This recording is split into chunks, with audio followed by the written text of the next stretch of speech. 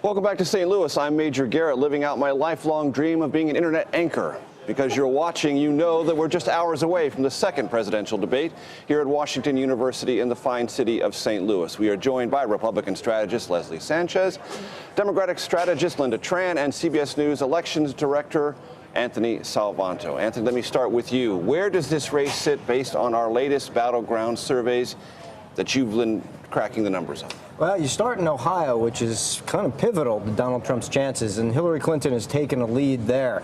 Then you throw in Pennsylvania, which is also pivotal to Donald Trump's chances, and Hillary Clinton has an even bigger lead there. She's up 8 points in our latest tracker. So from an electoral map standpoint, that starts to look like it's closing in a little bit on Donald Trump. But what I think in a larger sense is that he's got his base, and they're not moving. And we even asked people, even after this tape, is it change your mind about Donald Trump? No. The question is, can he grow beyond what he already has? And he's got to if he's going to swing those states back. That's looking harder. And there had been this hope within the Trump campaign. I've heard it time and time again on the trail. The industrial Midwest, the upper Midwest, is really a place where Donald Trump can not just win Ohio, as Republicans always have to, but begin to redraw the map. Pennsylvania, Wisconsin, maybe even Michigan becomes competitive. Is there any evidence in our data, Anthony, that any of that is coming to pass? No, and he got closer for a while, but there were always these holdouts. I called them the reluctant Republicans. He hadn't quite unified the party, in particular suburban, more moderate women who had not come into the Trump camp, and they're still out there. It's not even an argument problem. It's a math problem. They're numerous in the key places that he needs to win, in the suburbs of those cities, the cities where the Democrats will always do well.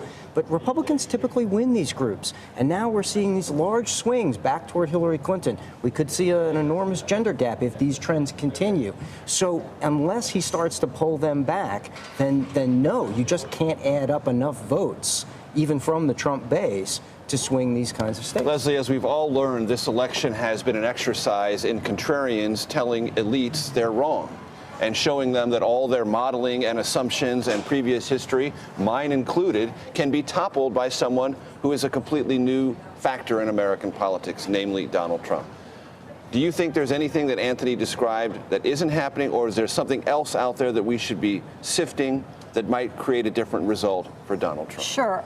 A couple of things to keep in mind. One, we know 9 to 12 million more individuals should be turning out. It's hard to say where this tape, whether the tape is going to depress vote. That's more the issue in terms of squashing intensity. But we know in an open seat election, traditionally 9 to 12 million more people. We know that Ohio River Valley that we're talking about, working class white voters, have really not solidified like they used to in the Democratic base. That was the opportunity. Two very strong books that talked about it's a major concern for the Democratic Party. And third is there is a realignment we have said has been coming. We are way overdue in terms of the party structures not having the same DNA as they have before. And that is what we're seeing now. It started with the Tea Party. It started, you could argue it went back to 92, but you have floating voters that are coming in and out when they feel the country's in trouble. We don't quite know where they're going to fall. I do believe many of the people who say they're undecided are decided, but they're not necessarily committed to those particular candidates. Linda, your observations based on the last 48 hours. Saturday Night Live had this great segment where they showed, well, let's go live to the Clinton headquarters, and Hillary Clinton, the actress playing her, looks like right out of Saturday Night Fever, you know. Just having a party. Having a party. Is that the general Democratic reaction? Ought that to be the general Democratic reaction to this tape? I expect that there was some level of mirth and glee at least 2 days ago when this first came to light. I mean, this is not just any moment during the cycle, but a very, very important moment. It's when people are paying attention. It came after the first presidential debate when, as we know, somewhere between 84 million and 99 million people tuned in.